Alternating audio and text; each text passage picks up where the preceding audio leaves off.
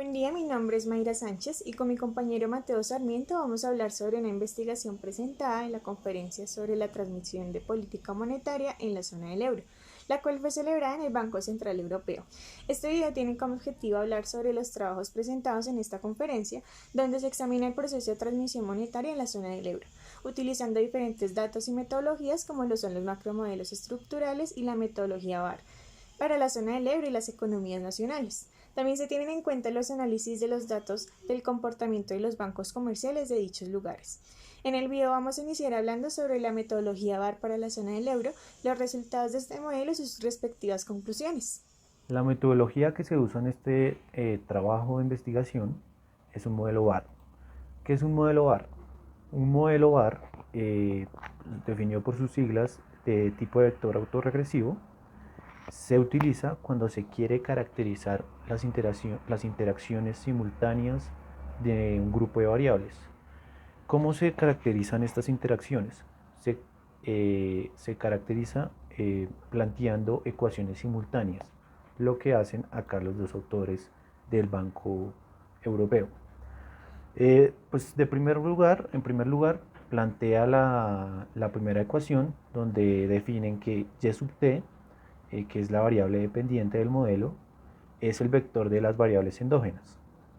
Y la variable independiente de esta primera ecuación es el vector de las variables externas exógenas. ¿Qué tipo de parámetros contiene este vector de variables externas exógenas? En primera medida contiene el índice de precios de los productos básicos, contiene el PIB real de Estados Unidos y contiene la tasa de interés de tipo nominal de corto plazo de los Estados Unidos. Esto con el fin que se incluyan estas variables con el fin de controlar los cambios de la demanda mundial y la inflación.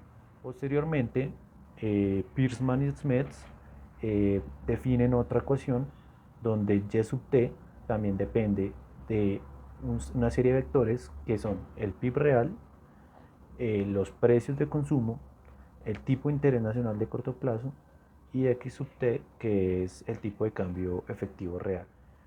Esta ecuación se deriva o tiene una derivación donde incluyen el principal, lo diferente de esta ecuación con la ecuación 3 es que incluye el agregado monetario M3.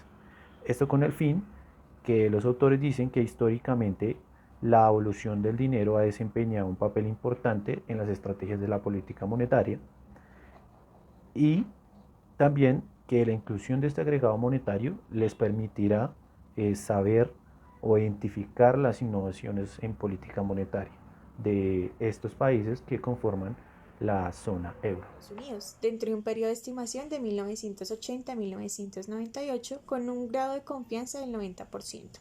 El tamaño de shock de política obtenido para la zona del euro es mucho mayor que el obtenido por los autores Monticelli y Tristani. Estos autores encuentran que el choque monetario de una expresión estándar corresponde al movimiento de 10 puntos básicos sobre la tasa de interés. Sin embargo, el impacto máximo de este choque sobre el PIB es mucho mayor, con un 0.4%. En el gráfico número 2 se muestra la contribución histórica de los choques de la política monetaria a la tasa de interés a corto plazo tanto para la zona del euro como para Estados Unidos. De ahí se desprende que los periodos de política monetaria relajada en las zonas del euro pueden situarse entre 1984 y 1991. En un régimen de política monetaria estable, las desviaciones de la tasa de interés a corto plazo deberían ser limitadas, ya que esto refleja el hecho de que la contribución de los shocks de política monetaria a la evolución del producto y de tipo de cambio es mayor en la zona del euro que en Estados Unidos. En parte esto se debe al hecho de que la varianza global a explicar es menor debido a la inclusión de variables exógenas en el modelo VAR para la zona del euro. En este apartado, en este apartado 4, el efecto de la política monetaria se analiza en otras variables macro.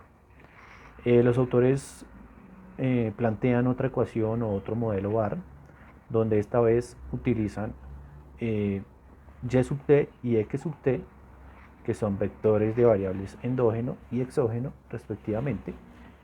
Lo analizan como de manera de variable dependiente y en el modelo agregan otra variable que se llama z sub t, donde es la variable macroeconómica de interés de estudio. Esto con el fin de analizar el efecto de las perturbaciones de la política monetaria sobre las otras variables macro o que componen el PIB de la zona euro. En la gráfica 6 se analiza los efectos de una crisis de la política monetaria en los componentes del PIB dentro del periodo de 1980 y 1998.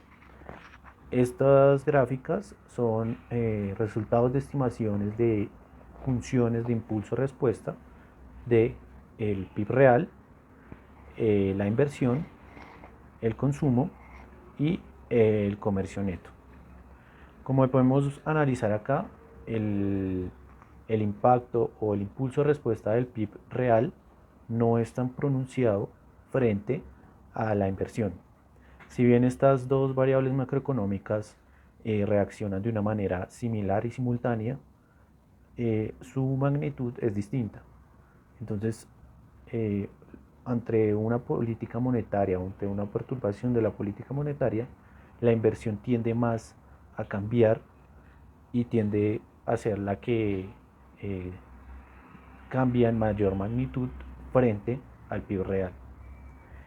En tema del consumo, uno espera o es de lógica o de teoría que el consumo, cuando hay un cambio en su política monetaria, vaya a cambiar. Pero en este modelo o en este contexto, si bien cambia, donde comienza con un pico, después de 2 trimestres empieza a bajar. Esto se debe a que, primero, pues los bancos hacen su política monetaria en largo plazo, de acuerdo a su regla de Taylor, y ellos no esperan que el consumo vaya a cambiar dentro de una semana o dentro de un mes, sino de un determinado tiempo prolongado donde se ven sus efectos en su política monetaria. Cabe resaltar que acá en esta gráfica el consumo no tiene como un cambio tan abrupto como comparado con la inversión, sino que se mantiene en una tendencia de cero, llegando como a su pico, otra vez de estabilizarse después de 5 trimestres. Las autoridades económicas de cualquier país tienen como principal objetivo el mejorar la calidad de vida de las personas que habitan en él. Esto lo pueden lograr mediante la intervención directa en las actividades económicas o en el dejar que este mismo mercado se lleve por sí mismo.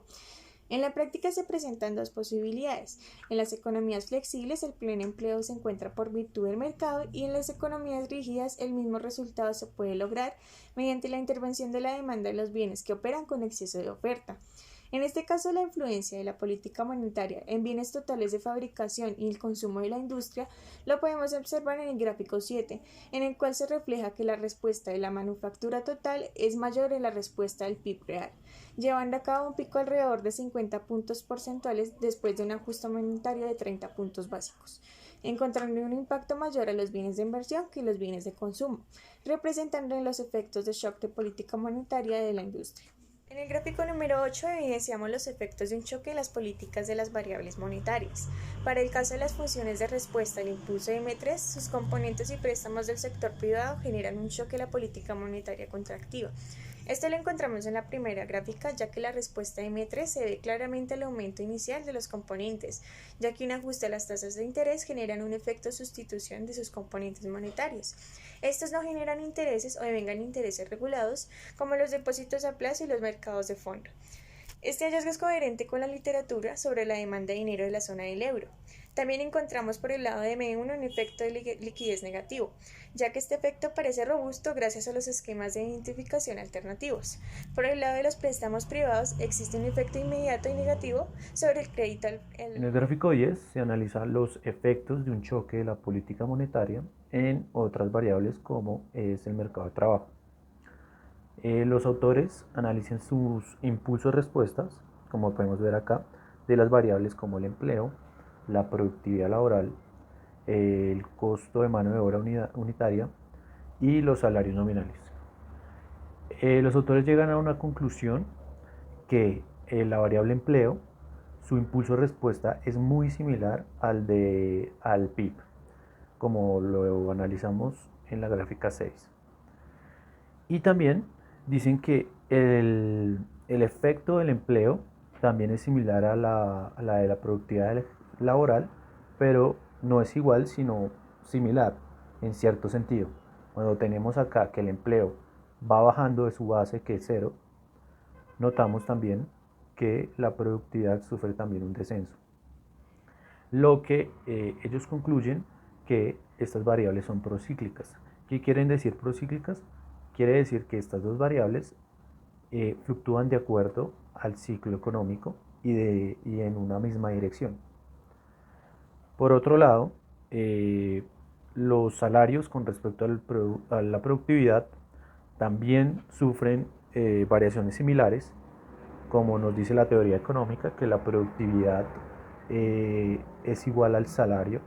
Entonces acá podemos evidenciar de una manera similar, y el costo de mano de obra también sufre fuertes caídas, una fuerte fluctuación, dependiendo de lo que fluctúe el empleo y otras variables macro que nos necesitan acá. Por otro lado, la gráfica 11 muestra los efectos de la conmoción política en toda la zona de los distintos países de la zona euro.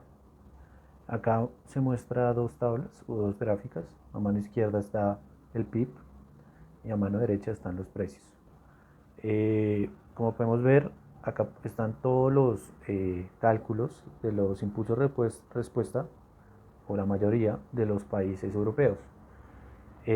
Como hemos ido hablando a lo largo de la exposición, es que el PIB reacciona muy abruptamente a cambios de la política monetaria.